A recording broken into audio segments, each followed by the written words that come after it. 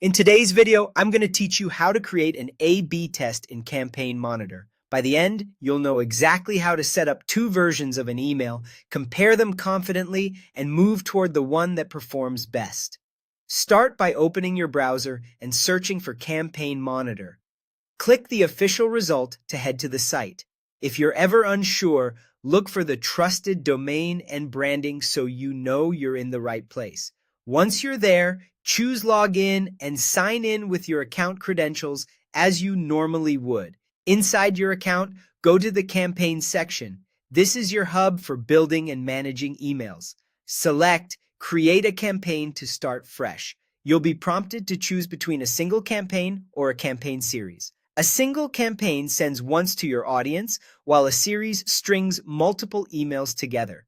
The series option may still be in beta, so interfaces can evolve. For a straightforward A/B test, a single campaign is typically the simplest route.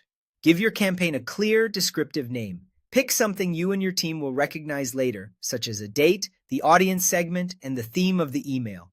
Good naming makes reporting and comparisons much easier down the line. Near the template design area, toggle the A/B test switch. This activates your test and tells Campaign Monitor to expect two versions.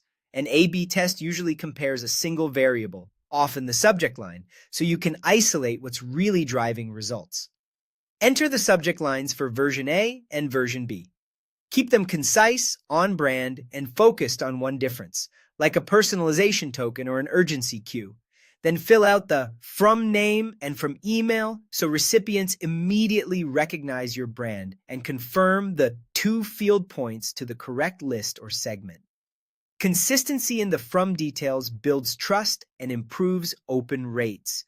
Choose design email or edit to build your content. If you're testing subject lines only, your email body can remain the same across both versions.